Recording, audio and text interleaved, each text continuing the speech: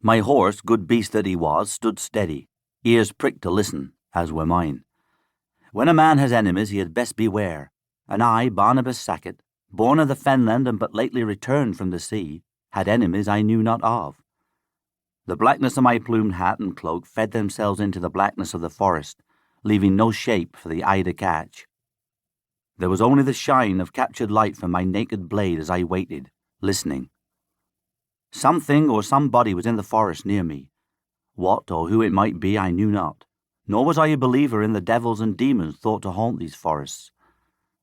Devils and demons worried me not, but there were men abroad, with blades as keen as mine, highwaymen and creatures of the night who lay waiting for any chance traveller who might come riding alone, to his death, if they but had their will.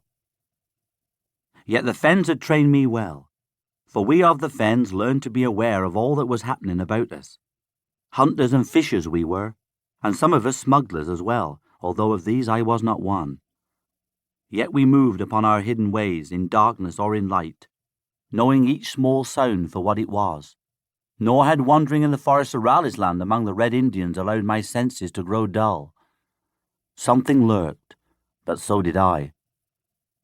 My point lifted a little, expecting attack. Yet those who might be waiting to come at me were but men who bled even as I. It was not attack that came from the darkness, but a voice. "Ah, you are a wary one, lad, and I like that in a man. Stand steady, Barnabas. I'll not cross your blade. It is words I'll have, not blood." "Speak then and be damned to you. If words are not enough, the blade is here. You spoke my name?" "Aye, Barnabas. I know your name and your table as well. I've eaten a time or two in your fen cottage from which you've been absent these many months." "You've shared meat with me? Who are you then? Speak up, man." "I'd no choice. It is the steps and the string for me if caught. I need a bit of a hand, as the saying is, and the chance to serve you if permitted." "Serve me how?" He was hidden still.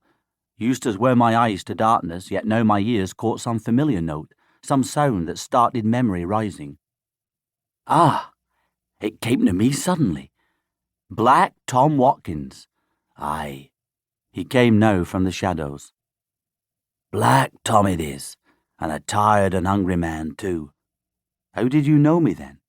It is a time since last I travelled this road. Don't I know that? Yet it is not only I who know of your coming, nor your friend William who farms your land. There are others waiting, Barnabas, and that is why I am here, in the damp and darkness of the forest, hoping to catch you before you ride unwitting into their company. Who waits? I am a wanted man, Barnabas, and the gallows waits for me. But I got free, and was in the tavern yonder, studying upon what to do, when I heard your name spoken.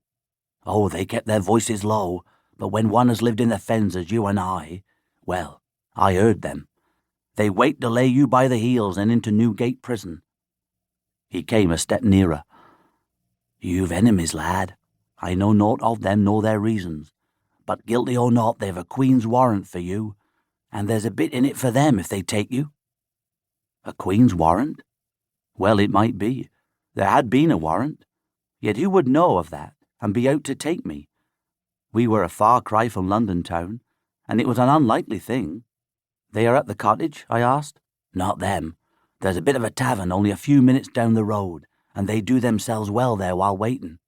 From time to time one rides to see if you are about at the cottage, and I think they have a man in the hedgerow.